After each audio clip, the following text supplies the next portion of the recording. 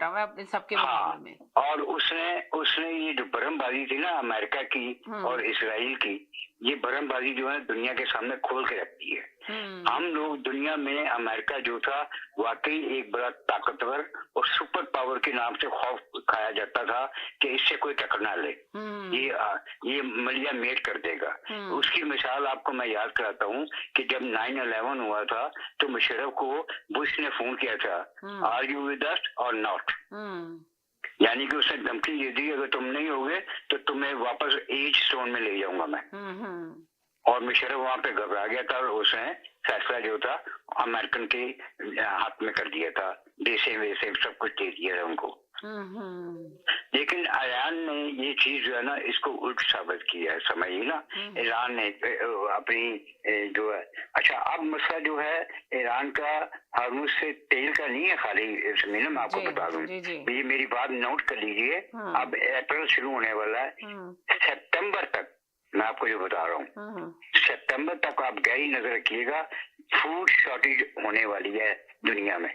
उसकी रीजन पूछिए क्या है, दलील क्या मैं दूंगा। दलील ये है जो फर्टिलाइजर है दुनिया का वो हार्मुज से दुनिया में जाया जाता है कई कंट्रियों से, और जब वो जहाज हार्मुज से निकलेंगे नहीं फर्टिलाइजर के दुनिया के मकसद तो काश्तकारी मुश्किल हो जाएगी, और जब काश्तकारी मुश्किल हो जाएगी तो शॉर्टेज ऑफ फूड आ जाएगा, which is very big crisis. मैं सितंबर की बात कर रहा हूँ, अल्लाह ना करे कोई ऐसी बात हो।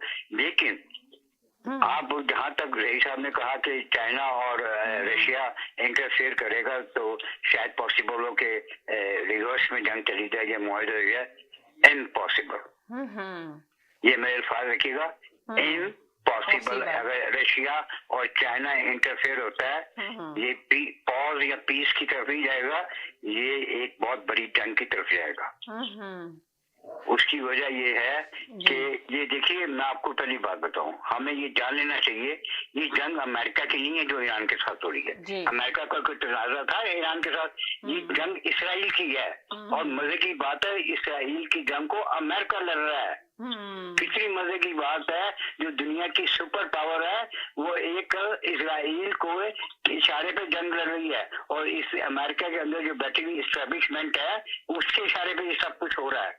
सदर ट्रम्प जो है वो एक फंस चुका हुआ, जैसे जो नहीं फंसा होता क्रिकेट के अंदर, वैसे वो फंस चुका है, वो कुछ नहीं कर सकता।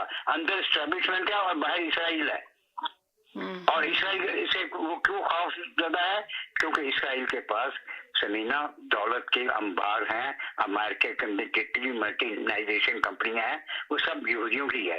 ये सारी जो दौलतें हैं अमेरिका में रेल पे है जो डॉलर की, वो उनके ही दम से है, इसीलिए अमेरिका परेशान हो रहा है कि किधर जाए। और वो उसको पता है वो बाहर से इसराइल से खाइफ है, अंदर से जो एस्टेब्लिशमेंट है वो सारी की सारी ए टू जी प्रो इसराइल है।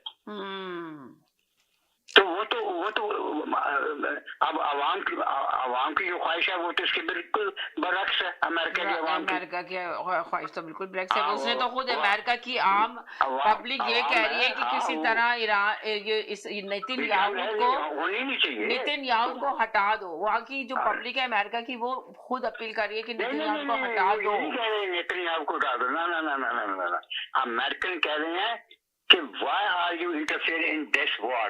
नहीं उन्होंने खुद है ना इंटरव्यू दिखाया था, जियो पे सब जगह चल रहा था कि उन्होंने ना बस जो एक आम पब्लिक है उसका इंटरव्यू ले रहा था वहाँ पे, क्या कहते हैं, तो उसने बताया कि बस हम चाहते हैं कि किसी तरह नेतन्याहू को हटा दिया जाए, हमारी अपील है। उन्होंने ये कहा ईरान के अवाम ने की राय हो सकती है, आम अवाम की राय बता रही हूँ मैं, ऐसे किसी बड़े आम अवाम में 20, 25, 30, 100 लोग ले लें वो नहीं होती, लेकिन कुल की जो राय है ना कि वो कहते हैं ये हमारी वॉर ही नहीं है। हाँ वो तो मान ही नहीं रहे ना, वो कह रहे हैं कि हमारी लड़ाई नहीं है, ये लड़ाई हमारी नहीं है, हमारा पैसा चल रहा है, हमारा असर चल रहा है जी, और हमारी टैक्स पे मनी चल रही है। समझिए ना, और सफर हम कर रहे हैं, महंगाई से आगे जो आएगी उससे और जो हम आगे नहीं आएगी, निकलना। अभी सोचे ना, अगर जंग अभी तो बंद होने के चांसेस नजर नहीं आ रहे, अगर बंद होती भी है तो फिर उसके हालात पूरी दुनिया में क्या होंगे, कैसे सरवाइव करेगा अमेरिका, कैसे वापस दोबारा से स्टेबल होगा, ये सारी चीजें देखने अब वाली है। क्यों कहेंगे, ईरान ने जो बयान दिया है, अपनी 4 शर्तें कही हैं, रखी हैं, 5 जो शर्तें रखें, 5 शराइतें। हाँ, जो रईस साहब ने बताई हैं, वो बिल्कुल सही है। उसके बाद देखो